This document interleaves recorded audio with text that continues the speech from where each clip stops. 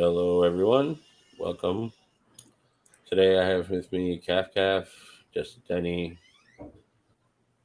Big Jeff, Kelly, and what are we calling you right now?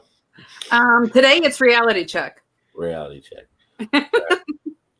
This today's presentation is going to be about the Denny suspects, and we're moving on to Bobby Dassey, and Jeff's going to talk about Zellner and all that. Well, I think everyone on the panel firmly agrees that Stephen Avery and Brendan Dassey did not get fair trials at all. That there was at best there was a rush to judgment, a myopic focus from the beginning of the investigation. Uh, Dean and Jerry were not able to name anyone by name at the trial. That's referred to as a Denny suspect. Zellner has disagreed with that. In order to be a Denny suspect, you have to have means, motive, and opportunity, and certainly the ability to impugn somebody's testimony at trial, because of actions they undertook, could have dissuaded the jury to do something different than they did. She cites specifically in her brief that had she had the VLE CD in hand, which was the aggregated picture of some of the pornography searches that we know that were done only when Bobby was home, that she would have been able to impugn his testimony, and his testimony by many accounts, including the media's, not just Zellner's, that he was the star witness. Now, as Kelly's going to talk about in a minute, just because we name somebody a Denny suspect doesn't mean that if Stephen were to be exonerated, this person's going to be automatically thrown in jail, right? But that what it means is that because the state's case was so flimsy with all their planted evidence and circumstantial, things happening, if Stephen only had to say, well, look, this fits this person as well. This person's a more viable suspect because they are the ex-boyfriend, because they're doing these violent searches, and that could have changed the mind in the jury at the beginning. We know when they pulled the jury at the beginning, I think it was like 7-3, with 2 saying I don't know yet, 7 for not guilty, 3 for guilty, and so minds got changed over the course of the deliberation. And who knows, what could have turned that into a not guilty verdict. So I think Zellner has an excellent point. The state comes back with 4 arguments. The first is you're procedurally barred. The second is you're insufficiently pled. The third is that even if it did count, it wouldn't matter anyway. And the fourth is, I don't know, something like go screw. I forget what the fourth argument is. But with that, let me hand it off to Kelly and talk about what we're going to talk about tonight. Thanks, Big Jeff. So, yeah, I've done another interview with Investigator T. Obviously, this time we covered Bobby. I just want to slip in a disclaimer. Like Big Jeff said, please remember, this is only the opinions of Investigator T. He isn't, nor are we accusing anyone of the crime. We're only covering things that were already out there in the public by Zellner and Making a Murderer. So I hope you like it. Please excuse my voice. I've been pretty crook. So, yeah, Millbilly, over to you if you want to play it for everyone. It's over a half an hour. I try to focus on, like, the burning questions with Bobby that a lot of you guys over the years have, like, brought up. So I hope it helps you guys kind of get a balance. I try to keep it as fair as possible and only provided Investigator T with the facts of what we do know. So, yeah, over to you. All right, thank you. And without further ado, here we go.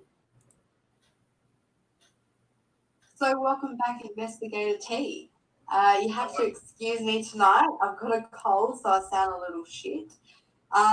Last interview, what can I say? It was a huge success in the Maori community. We had a lot of positive feedback and a lot of requests for you to do more. So it's definitely an honour to have you take your time out of your busy schedule to go through another Denny suspect with us. Thank you. Like the Ryan one, we will get straight into it. But again, just a shout out to Millbilly's research team. We've done a lot behind the scenes, so a big thank you to them. Have broken down this interview into 2 categories: general questions and the Bobby focus ones, and plus I snuck in a bonus question. The Denny suspect this time is Bobby Dassey, which is Stephen Avery's nephew. So if you're ready, I'm happy to get started. Yeah, where you go? Okay, so question 1. Bobby's age at the time of the murder was 19. What are the statistics at this age? This be his first kill and maybe his only kill, being that they were practically strangers. I do want to side note that this is there's no record that he has any known prior convictions or any sins. But I'm going to keep the fair balance by saying this is obviously a positive reassurance. However, I have to mention if he did have any prior deviant history, it could have been because he was a juvenile and the juvenile records don't always show and are sealed. So yeah, I just want to touch base on that bit. All right. I was going to answer this off the top of my head, but I thought I'd better get some actual figures. So I jumped on there was the FBI website. They've got crime stats going back years. But basically, in the US, because obviously this incident happened in the US, the average age of a person committing a murder in 2018 was 20. And I think there was the people who commit these acts between 19 and 29 commit around the same amount of murders as all the other age groups combined. So he's pretty much right in the thick of the stats and the chart, so to speak. As for it being his first offence, I'll answer this sort of from my own experience. It's extremely rare for for murder to be their first offence. That being said, though, I have come across it before, but it's usually involved a clear motive where we've investigated things like insurance claims or like business deals gone bad or anything like that. But they were definitely older perpetrators. The younger ones, they most seem to have some sort of background that would indicate that they're, well, if not criminally minded, not pure as a driven snow either. I can't recall the primary figure in other murders not having a record at all. The only other thing I can think of in relation to that question is domestic killings. But again, usually, not always, the murder of the victim wasn't the primary goal. It was a result of an accidental stabbing or a fight over a gun and the gun goes off and someone gets shot. Stranger murders are very rare, but they do happen. But unless they're premeditated, like a serial killer type scenario, they usually resolve as something unexpected happening. So it's pretty rare, but it's not. It's obviously it's happened before, but it's not often. Wow, that's interesting. Thanks for breaking that down, especially throwing in the statistics there. That was great. Thank you. So question 2, what is the likelihood that someone who commits a murder distance themselves from the investigation? For example, they're staying at their friend's house, they're avoiding going home, and at that time was only working with the state as a star witness against his own uncle. It depends. It depends on the offender and what kind of circumstances behind the killing. Like I've known in the investigations that have been involved with, I've known offenders that have gone to great lengths to disguise themselves or distance themselves from the investigation. They'll wear disguises or they'll put together alibis and leave town, while others have basically done the deed and sit around waiting for us to turn up and arrest them. I know it sounds odd, but I'll cite one occasion where I attended a murder scene where a guy had killed his wife.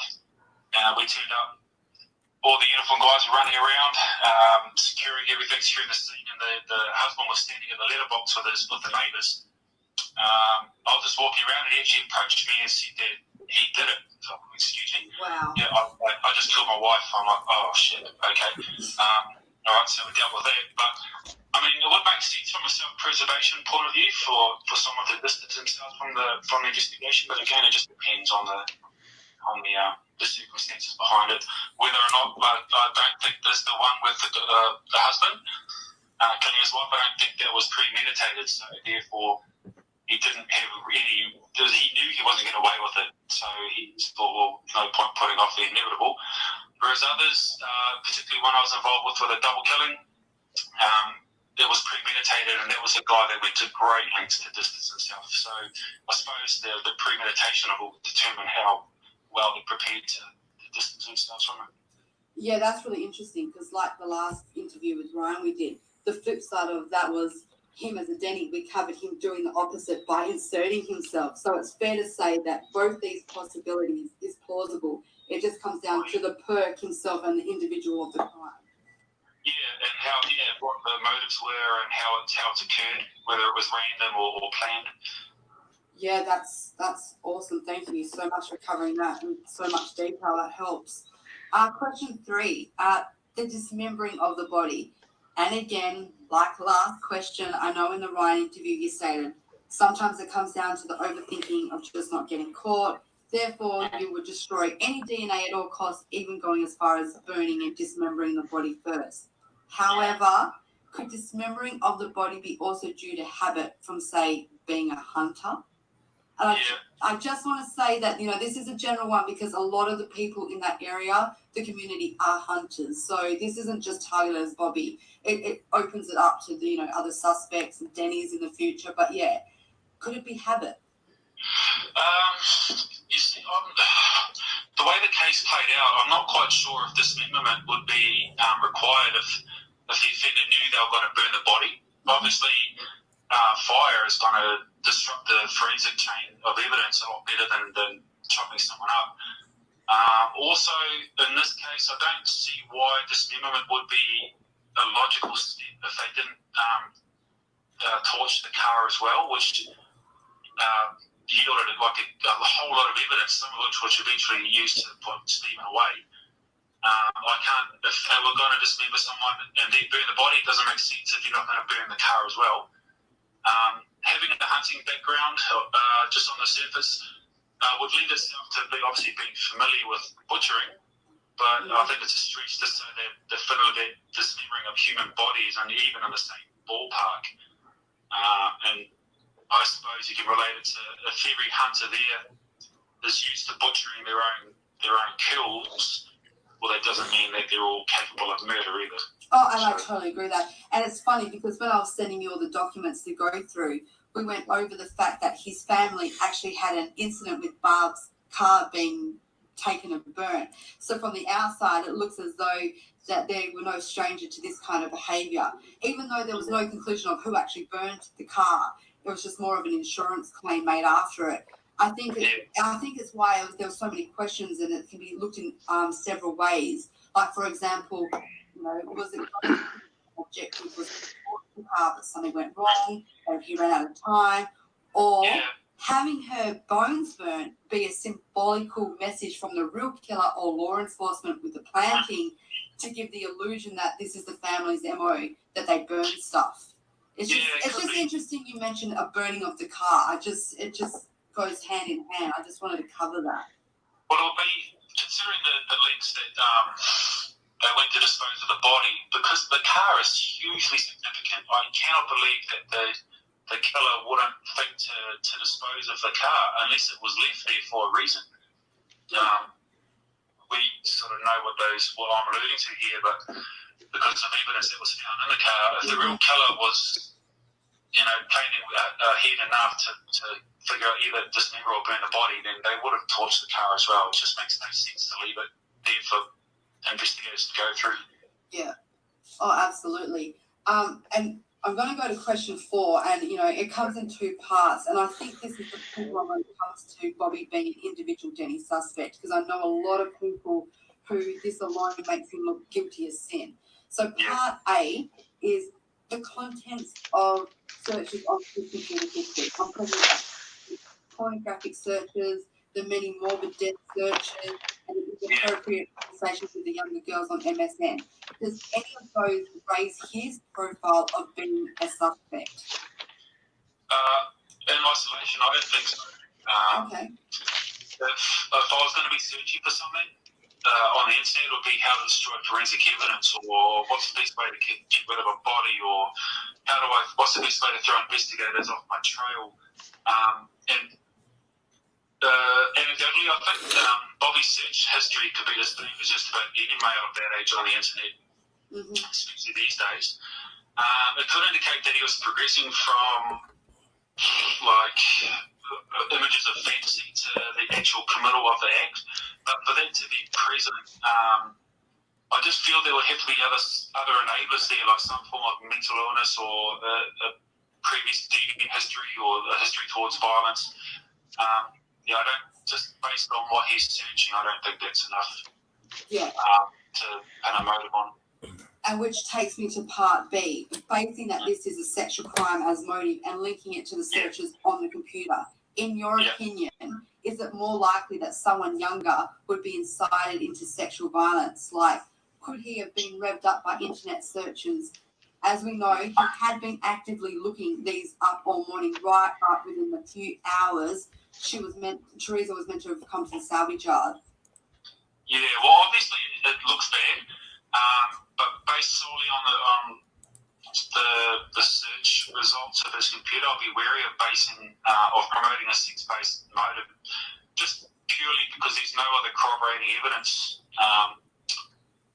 In my old army parlance, we used to say two is one is none. So without anything else to tie that in as a motive, I think it's pretty weak, I suppose, I think.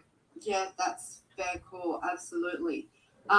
So I'll go on to the next question. After going through the many changing inconsistent statements from Bobby made before trial, during and after, clearly showing he hasn't been truthful, it makes you wonder, if he isn't one responsible for Teresa's death, then why was he lying? Why couldn't he have just said from the beginning, he didn't see her, he was in the shower? You got to keep in mind that this lie of seeing her head towards Stephen's trailer, that made him become the state witness and ultimately put his uncle as the last one to see her alive. Yes, well, I mean, you figure out why he lied, and it's been proven that he plagiarised himself on the stand. You're going on a long way to solve the case. You basically have to look at, well, what would he have to gain or lose? I think he lied because he was either coerced to do it from investigators who wanted Avery, or maybe he was just scared of having the finger pointed at him, and was relieved when the police believed his story and he became a witness and not a suspect, which, if you're recalling actual events, if you're making things up on the spot, it lends itself to inconsistencies in your story. But once you don't have the finger pointed at you, then you can pretty much make up whatever story you like. And I think you sent me something about him talking to his grandma about how he admitted lying or something like that as well. Yeah, so you figure out why he's lying. I think you'll get close to finding out who did it. Yeah. And you'll be able to figure out who's got leverage on it and what Bobby would stand to lose or gain if he didn't do what he did. That's fair. Here he is watching the cops go after his family again. He has seen it firsthand with his uncle Stephen with the first case with Penny. If they want you, they're going to come and get you. So it comes down to the instinct, flight or fight. I guess if he wanted to, he just didn't want to become the next Stephen Avery and be accused of something he didn't do. Therefore, what you said makes sense. He made an ultimate decision, become a witness or a suspect. Yeah, pretty much. Yeah. I mean, but then if he's just become a witness, if he was coerced, if he didn't do the act, then why was he lying about it? So there's some background there that I'm not getting. There's something that's motivated him to make up a story. I know. I don't know whether it was just because he was scared. I know. Yeah, and I totally agree with that. It's the backstory that we need to get the truth on, which takes me to the next question with Bobby, question 6. The scratches on Bobby's back, in your opinion, are they significant enough and have the characteristics of what you would expect from someone being raped or kidnapped? In my opinion, no. I've attended thousands of incidents where, usually in domestics, but assaults as well, all sorts of crimes. And I've never, ever, ever like seriously ever in 18 odd years seen defensive scratch marks on someone's back. And it threw me a little bit actually. I was like, I've never seen it before. Usually, well, I've just said never, but pretty much all the things I've seen are either on their faces or arms or shoulders or that sort of thing. And they also, I had a look at the photo of the scratches, and they seem quite tame for someone who was fighting for their life. They don't look like the kind of scratch marks I've seen, which are usually quite deep, raw, and they crisscross. Sometimes they're on different angles, different depths, and because those scratches look quite uniform, quite straight. And when you scratch someone, when you're defending yourself and you scratch someone, sometimes they grab a piece of skin or something like that and they'll create a little divot, or there'll be little, like your nails are digging and grab a purchase, whereas other times they just slide over the top of the skin, and instead of piercing the skin and pulling it back, it just slides over the top and just creates redness. But these look quite uniform and straight. Also, with the spacing of the scratch marks as well, they look really uniform. Like they're almost parallel. Yeah. And I've never seen it before. I don't trust those at all, to be honest. Yeah, thanks for that. Absolutely. The thing is, to me, they don't look like puppy scratches either. But again, without knowing the true origin of how they got there, you kind of have to accept that they're inconclusive. Yeah. But to be fair, I have to disclose this. The scratches were apparently swabbed. So they were swabbed when he went to the hospital, when his pictures were taken. But again, without knowing the true origin of whether it could have been the puppy, but to me, it never looked like a puppy. I don't think so either. But it was just something that, you have to consider that, like you said, if they were alleged to be puppy scratches, they'll be a lot closer together. Oh, absolutely. And the puppy was only 8 weeks old. So, again, it's a bit of a stretch. Unless it's... But again, it comes back to Bobby lying whilst not having to.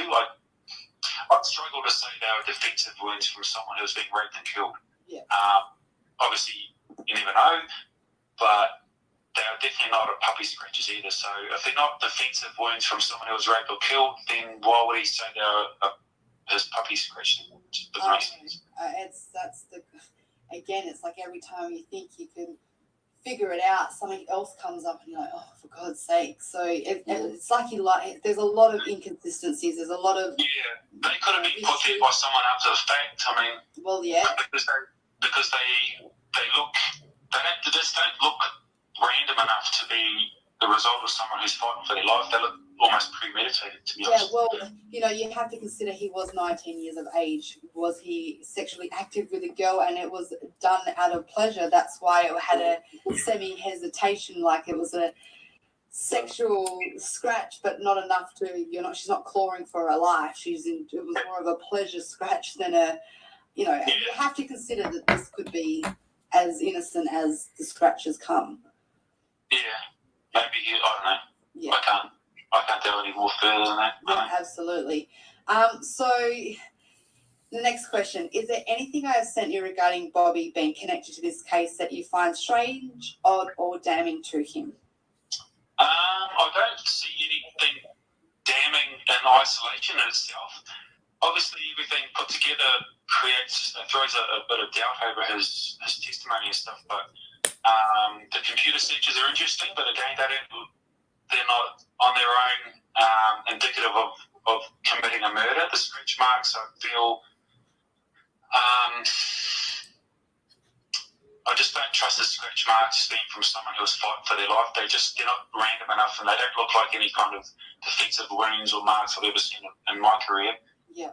I do have an uneasy feeling that he's definitely involved in some way, but I don't think he was the primary perpetrator. Mm-hmm. And I don't know, if he had been interviewed properly at the start and his account interrogated a little more rigorously, they might have been able to get more out of him, because he definitely fits two of the three sides of the Denny suspect triangle. And he has a loose motive with the computer searches, but it's not enough, I don't think.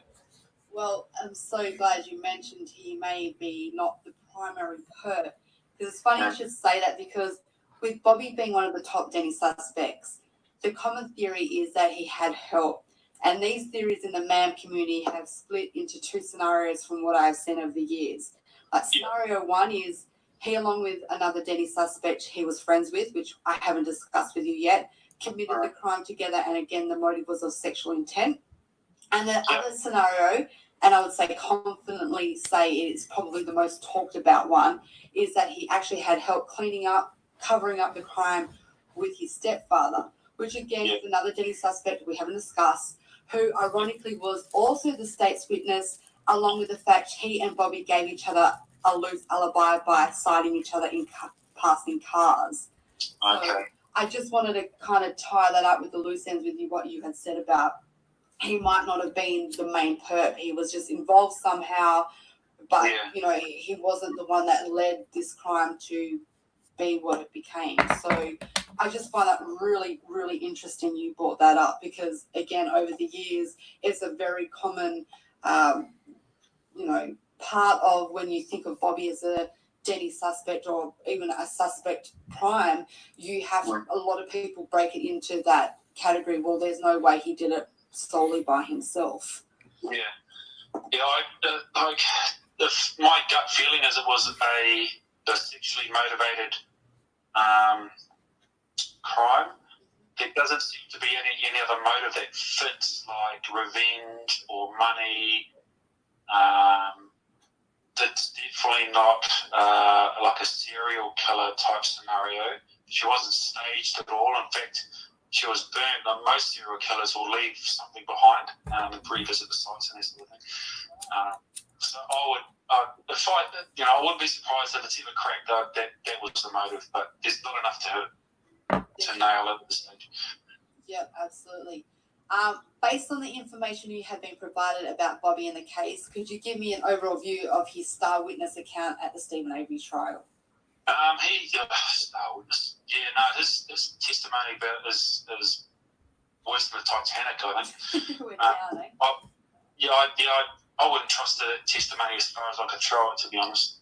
Oh, God. You could tell that he was hesitant in his answers. As I alluded before, if you're recalling actual events, I've seen when I interview suspects, that they flow. Whereas if you're making things up, you're sort of bouncing from one to the other, and it's easier to trip someone up if they're making it up on the go. Yeah.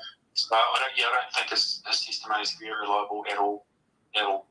I guess it's a good time to add a fun fact here. Out of all the testimonies the jury heard, they actually requested to get the transcript or hear his account again. But ultimately the judge denied them. You know, it's only speculation, but a lot of people believe that the jury also saw the inconsistencies and wanted to see again because they knew something felt off.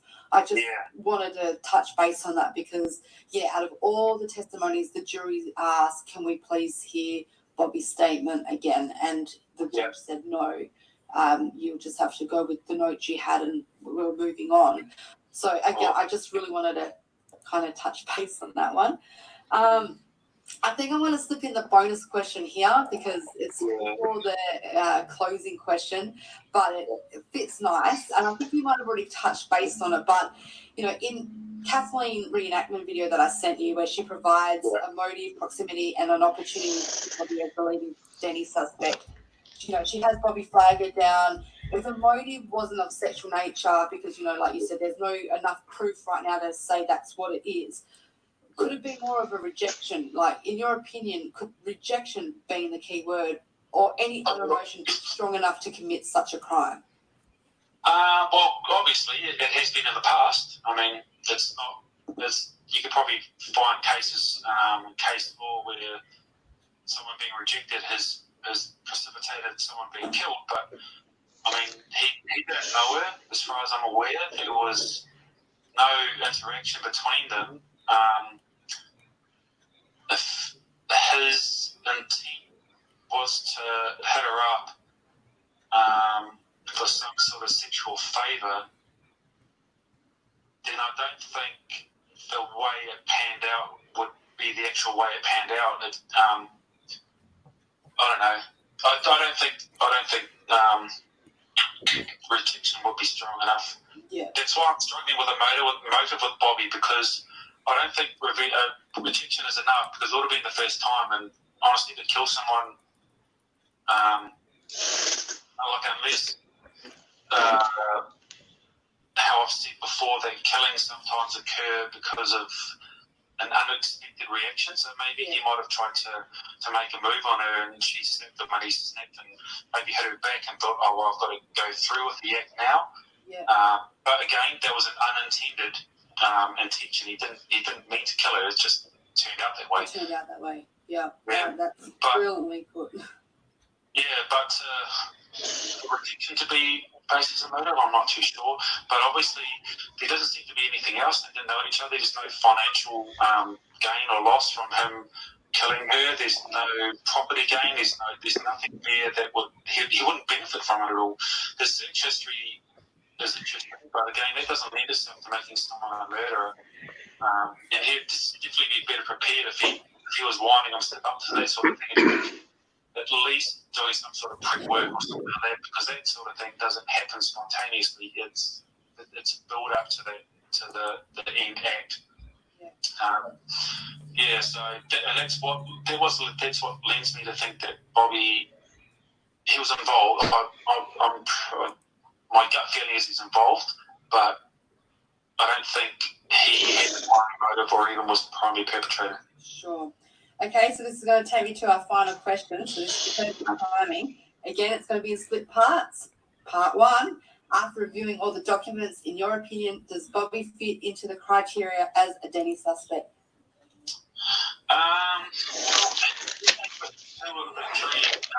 Sides of the triangle, having proximity and therefore opportunity, I think he's one of the last people. It's proven that he's one of the last people that saw Teresa alive. So he's had the opportunity, he's had proximity. Motive is the one that I'm sticking on. I can't figure out what motive he would have had to kill her on his own. There's no one up there to pin something like this on him just on his own. I think someone else might have had a motive, or if the motive to kill her wasn't present in his mind when he saw her turn up at the property, then I think it's happened as a result of something going untoward in his interaction with her. Yeah. And so this is going to take me to the last bit, and it's the finale. We're now covering Ryan and Bobby as Denny's. Which one, in your opinion, is the stronger prime suspect now? Ryan still. Ryan, because he has previous intimacy history with her. Yeah. He knew what her movements were, knew her habits. He would have been able to get close to her without having the same sort of defensive wounds that someone would expect if it was a stranger. Yep. And he just seems to fit the bill a little more. Maybe Bobby was roped in by Ryan later on. I don't know. But my prime Denny suspect at the moment would be Ryan. Yeah, we've done a lot of research. There seems to be no connection that Ryan or Bobby ever crossed paths or knew each other on any kind of level. But yeah, I just if the investigation was done properly the first time, you would have crossed all the T's and dotted all the I's and either concluded them as a Denny or ended up eliminating them. So either way, it's well, the reason I say Ryan is the main suspect is just purely because it's the vast majority of murderers know the victim. The vast majority. It's extremely rare to a murder occur where someone kills a stranger, unless it's Bobby is the perpetrator, and then it's happened because of something untoward happening, like he's actually approached her for some sexual favour or some sort of sexual angle, and things have he's panicked and killed her, which could indicate why the car was left with all that forensic evidence in it. But yeah, Well, that's another one I want to get you to dive down eventually, which I think a lot of my requests is asking me to break down the law enforcement side with you of the plan, and to show you all the planning and see whether you think you can make a determination whether it was law enforcement, a bit of both, or the real killer. So maybe we could cross that road very soon if you're up to it. oh gosh, look forward to it. I'm sure the viewers will as well. As definitely one of the biggest requests that filling up my messages daily is trying to get you to do getting to do a breakdown of law enforcement. We want to know whether it was law enforcement that did all the planning, or whether Bobby did it, or where did Ryan come into it. So I guess we'll be making another interview phone call and doing some work in the near future. Yeah, good. Fantastic. Well, I want to thank you again. This has been absolutely brilliant as always with you. You're so, you've got no bias in it. You're straight down, you're honest, and it really is. Again, it is your opinion. You're not accusing anyone of this crime. It's just, you've got the things behind you to see things a lot clearer. So I think that's why a lot of people appreciate your perspective on this. So again, I just want to thank you so much. No worries, you're welcome. All right, well, I will definitely touch base with you, and thank you again. All right, cool. Bye.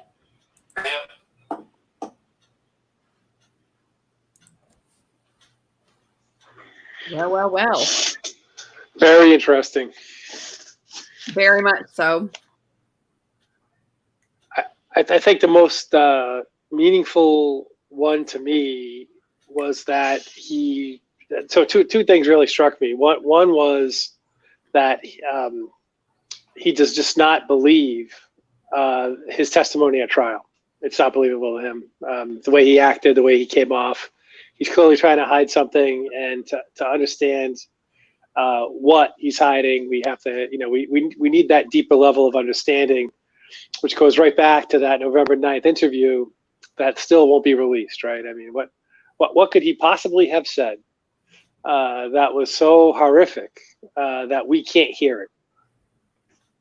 Was it exculpatory against Stephen? I don't know. If it was damning against Stephen, you'd think they'd want it out there for everybody to see. Mm-hmm. And the second thing that I got out of that is that he also can't get his mind around how the killer went to such great lengths to burn the body down to cremains, but leave the car as just not bother to do that at all. It's so important that I hide the body, but or just destroy all evidence in the body. But the car, I'll just leave that for everybody to find, including the big RAV4. We don't know exactly what happened to Teresa Halbach. That whole her being dismembered and burned is just a theory. Just because they found bones, they have no clue how the bones got there, and not to mention, they're finding them everywhere. Right. We don't know where the crime ends and the cover up begins, or the frame up begins, I should say. Right. We just don't know. I totally agreed with his and Kelly's summations on those scratches on the back, though. Having been what prompted them to do that, though? That's the question. Why did law enforcement do that? They didn't take photographs of Earl or Chuck. I think it was to put pressure on him that they were going to use against him. Well, I don't know how many of you guys have listened to Barb's interview when she's driving to the hospital, and they're telling her some interesting things. You can barely hear it, make it out. Mm-hmm. But they're trying to find Bobby the whole day. She calls him. Where is he at? Mike O's. And then he meets him at the hospital. Those scratches to me are not indicative of the deep penetrating ones that would be a defensive, get off of me wound. But these are also 9 days after the fact if they happen on the 31st. Right. But to me, looking at them, I realize they're not that new, but I agree with what Kelly thought as far as they look more like, a good scratch down the back. We already know that he's messing with younger girls on the internet. Who's to say he wasn't out messing with a young girl? And we can't say. We don't know. But it didn't look deep enough. I mean, it did not look to the depth of Ryan's hands at all. Ryan's hands were apparent to me to appear to look a lot deeper than what Bobby's back did. Can you imagine a situation where you could scratch somebody's back and not scratch their face? And No. that was exactly my point. No. Like, and even Investigator T says that there in all his cases, in the sex crime side of it, he says it's the face and the arms. It's defensive. They're fighting for their life here. You're not going to just be like, I'm going to avoid your whole body, but I'm just going to scratch your back. What if she was bum rushed by two people?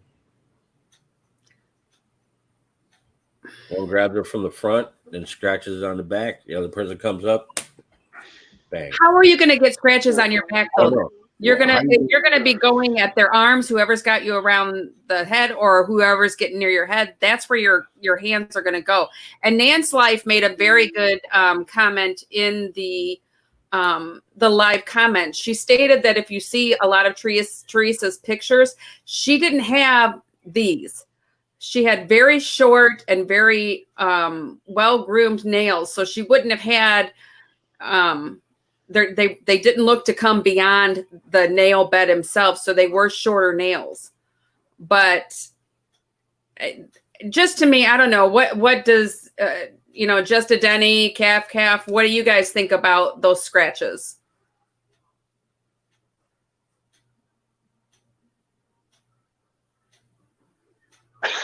The same as the crickets. I don't think much. I guess.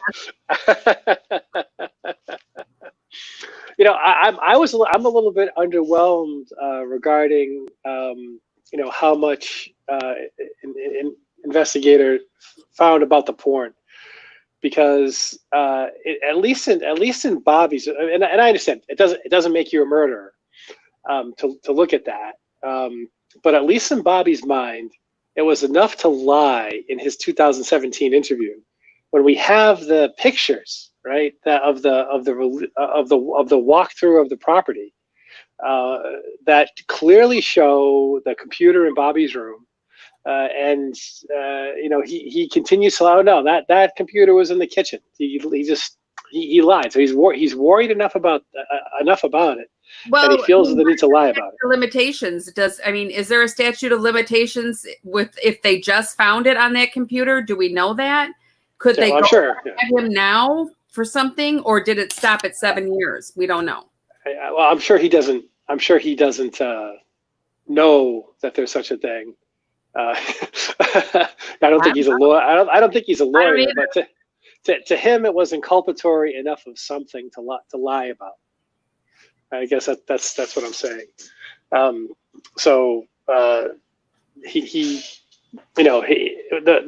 changing story is always indicative of something. And I agree. He's 18, 19-year-old kid is probably scared out of his wits. Investigator T clearly, said that one of his options was that he was induced by law enforcement to say this. Could only done that if you have something else over him, though. So what was that they had? What they had over him? Who knows? Well, I mean, look at it this way: you're a 19-year-old kid, and as Kelly said in the interview, you've already watched your uncle go through it, and he's doing depositions, suing them because of what they did. And here I could see them going and saying, okay, it's you, or it's, you saw her last. So who's it going to be? Are you going to work with us, or are we going to look at you? And that's why we need to hear those interviews to know what was said, because that's right. Reading the reports is not enough. For instance, Earl Avery's interview that happened on the 9th, there's no even record of that happening in Queso. And why are they telling them, oh, we're lucky you were hiding yesterday because today we don't have somebody that was with us yesterday. This works out better for you. What the fuck do they mean by that? And who was that person that wasn't there? That's weird. That's really weird. And why to is try it? to scare him, and they succeeded. I don't know. I've never been a huge Bobby person by any means. Does he do things that set off some bells and whistles? Yeah, but for me, I don't see the motive. I don't see the for me, I have had teenage boys, and I mean, I can remember seeing my, coming home and getting on and seeing the history, and my son spelling boobies and stuff wrong. So for that doesn't surprise me with a teenage kid. The stuff afterwards, I mean, I guess I've never really sat down and looked at the reports themselves to find out when the bondage searches and the decapitation and all that drowning, was that before the Teresa came up missing, or was it after? I've heard a lot of it was after, but I haven't gone through the report with a fine-tooth comb either. Yeah, but still, it still speaks to it. It still speaks to the fact that you're sort of escalating to it. This other stuff that I was looking at before, and we know they were looking at stuff before, because Steven talks about it on the jail calls. That's all they do in that computer is porn. And Bob's like, yeah, looking at pictures on the jail calls. But yeah, so it clearly escalated because what he was looking at, so it wasn't scratching the itch, if you will. So he had to go to the next level, and that speaks to some level of escalation, of something. And again, we're not talking about whether or not he should be hauled off to the pokey. We're talking about whether or not he should be that Kathleen Zellner should be allowed to have been able to name him by name as a Denny suspect. He's got as much motive as Stephen Avery does. Well, I've been in other chats on watching some other YouTubers, and I've seen, Barb in there, and Barb has stated that he's talked to Zellner. We don't have any proof of that, but that's what Barb is saying. She said that he's talked to her. Zellner says she's got an affidavit from Travis Grohl, and I've never seen it. I've looked for it. I mean, we know she's not going to show her whole hand. I know, but she mentions in her brief that she got an affidavit from him. Where anybody on this community have that? Please send it to me. It's got to be in the exhibits. Travis Williamson was saying on Fenn's 80 More Things live that he'd love to have the exhibits, thousands of pages. They're out there. They're the ones from the brief are out there. They're numbered and stuff. I guess we just need to start doing some more digging to try to see if they're in there, and we've just somebody scrolled over them. I'd love to see that Travis Grohl one too myself. My main focus is law enforcement. Always has, always will be. There's never a proper investigation done. Trying to find out who actually did it or what happened to her is useless. Yeah, we don't know. We need all the information that they're trying to hide from us to actually get a bigger picture, better picture. I just want to highlight something because I can see a lot of people going back to the searches, and obviously, without exposing too much of Investigators T law enforcement background, I'm just going to say this is definitely something that I respect because what he says, because this is his field is very high in this. Let's just say that. So, and he's made that point. A lot of the searches you'd find a lot in a lot of young guys' history these days. It's just the way it is.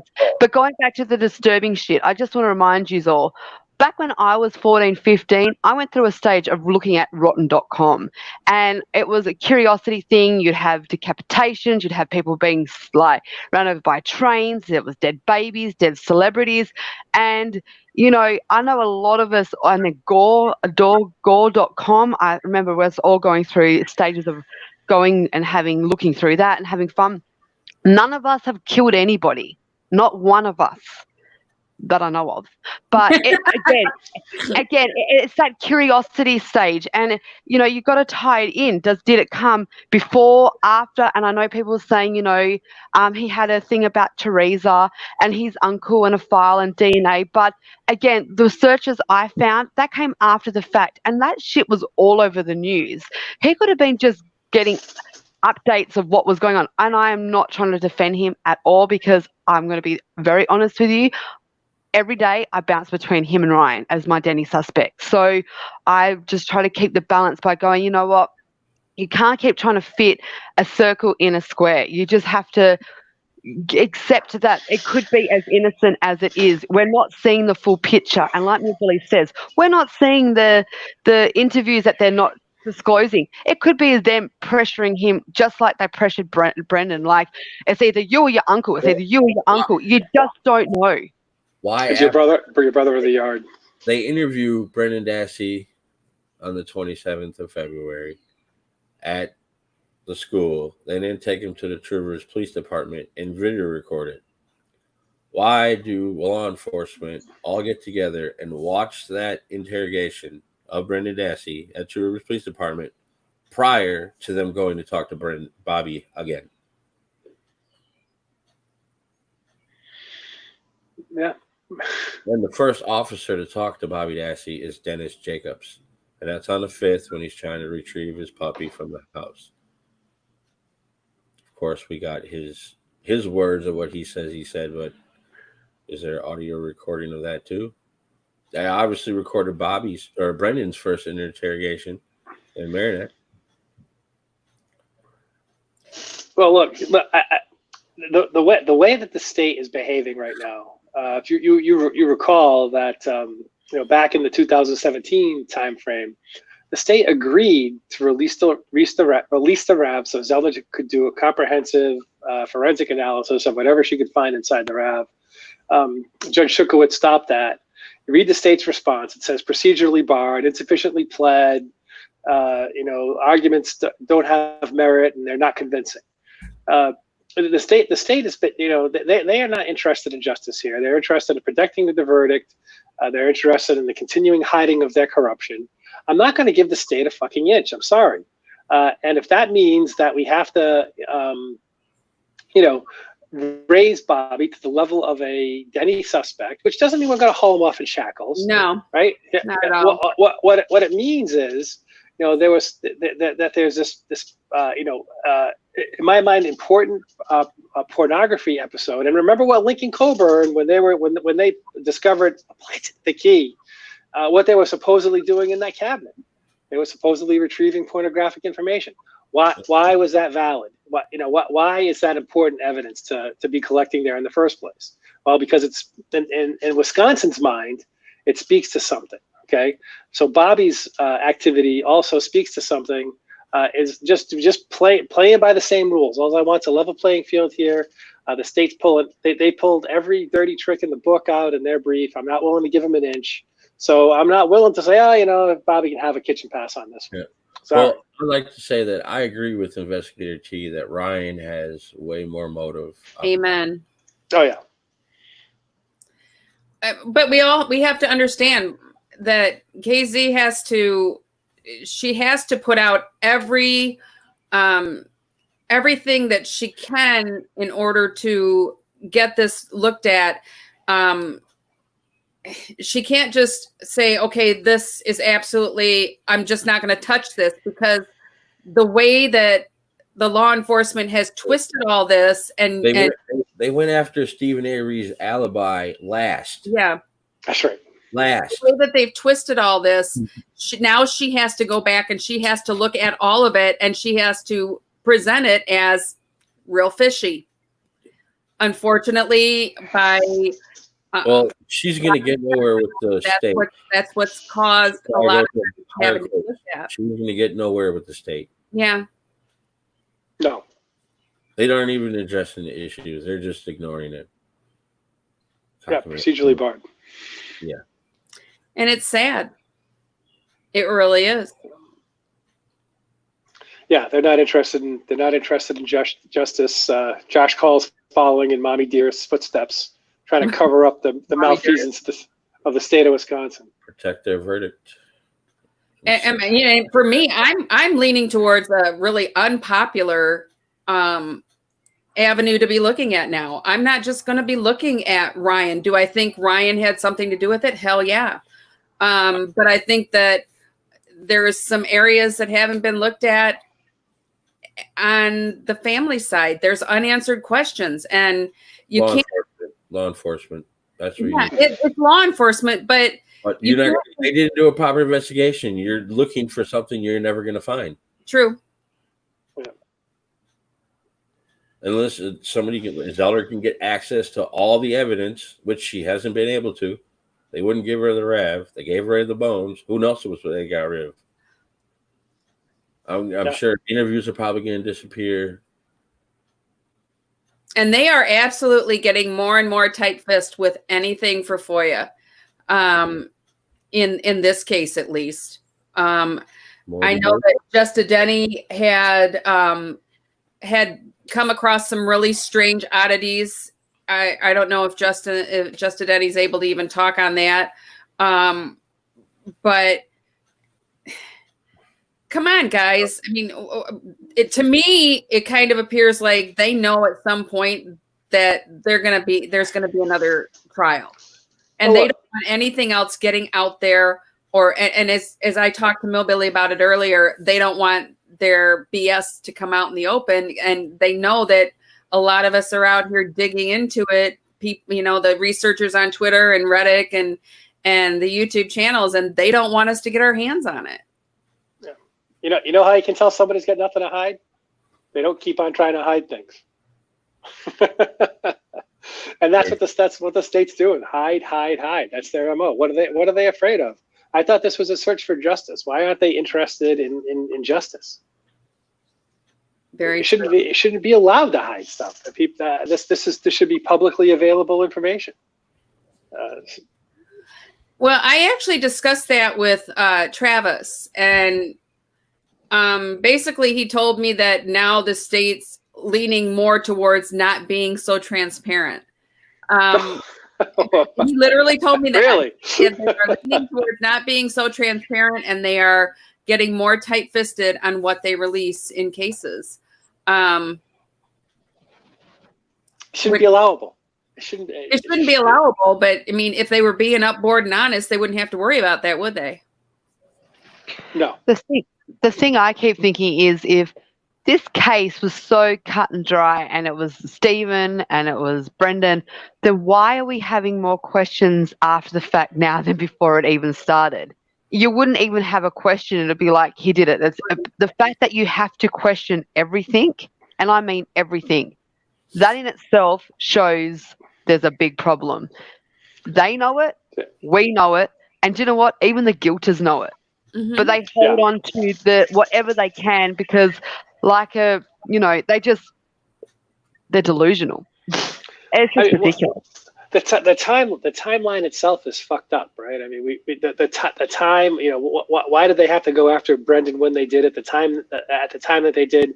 Why during Brendan's interrogation, the one at Fox Hills, are they so intent on asking him whether Stephen Avery went underneath the trunk? Why is that so important to ask? Who cares? Because that gives them a reason to find the hood latch swab, right? Why? But why is the investigators trying to cram that out of Brendan before they do the hood latch swab? Already been processed by the crime lab. Mm-hmm. Are they going back to look for a knife? Yeah, because there's a real small one.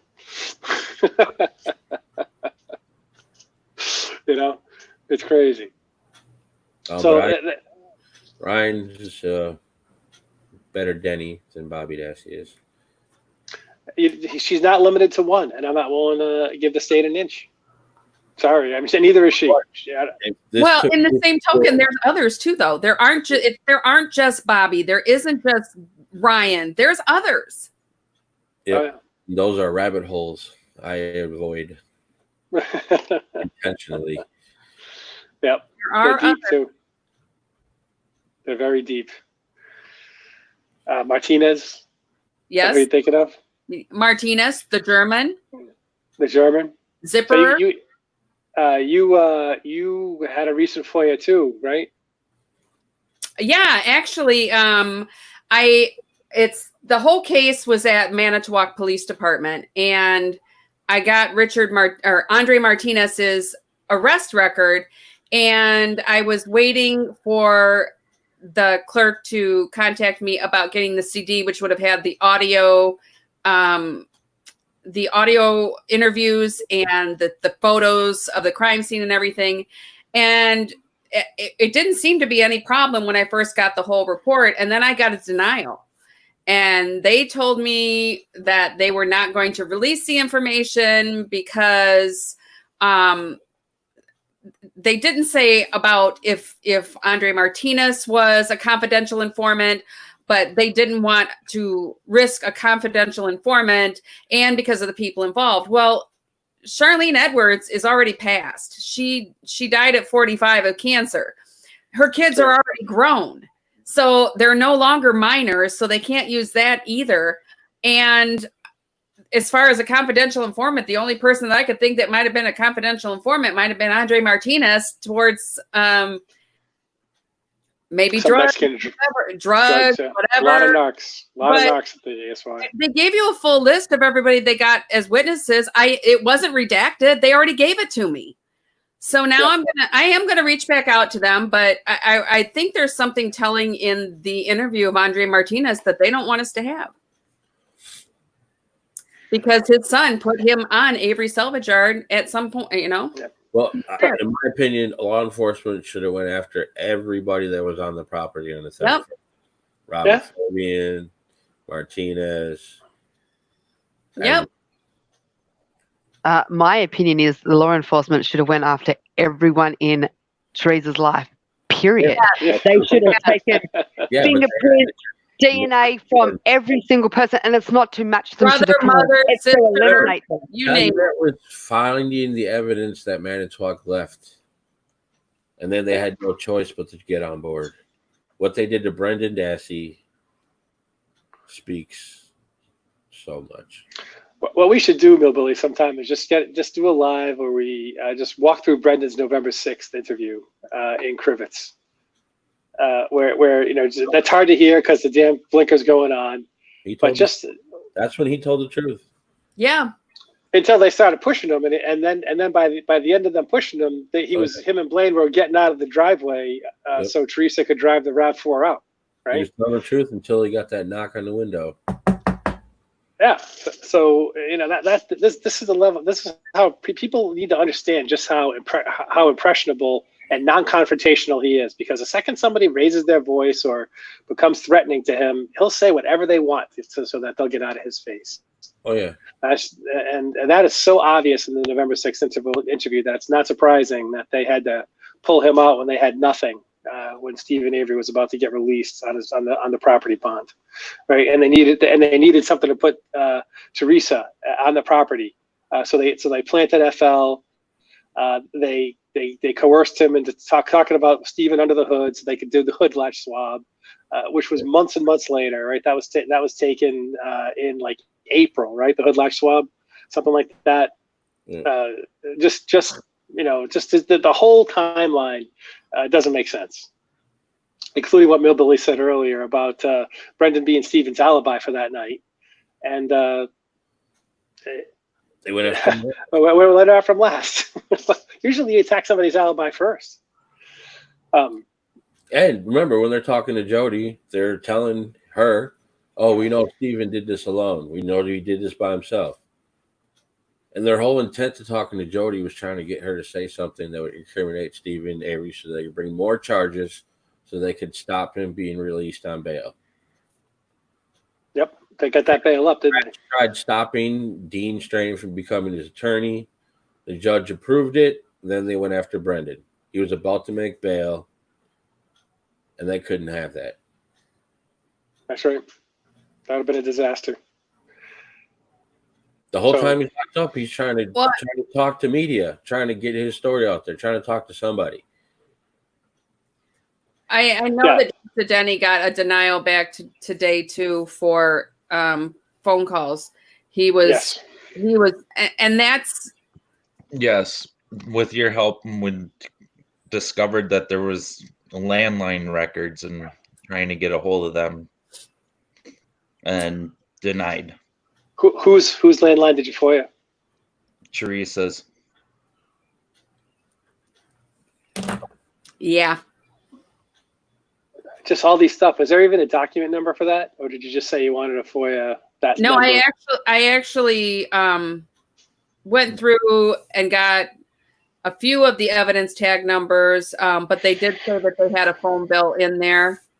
But And it looks like it's a whole year's worth because they make a remark about it being dated back to December of 2004. So it sounds like a year's worth of landline records. Yeah. All right. Well, I want to thank you guys for joining me today. Thank you, Kelly, for your thank you, insight, Kelly. Mr. T. That was awesome. Another good one. Yes. Thanks, I don't know. Calf, for your great Thank you. slides. Those were awesome. Oh, great. Yeah. Thank you. Yeah, sorry I wasn't more involved, but had to take the child to school. Oh, y'all have a good night. Thanks. Okay, see you Bye, everyone. everyone. Okay, take care. Bye. Bye bye. Bye. See yous.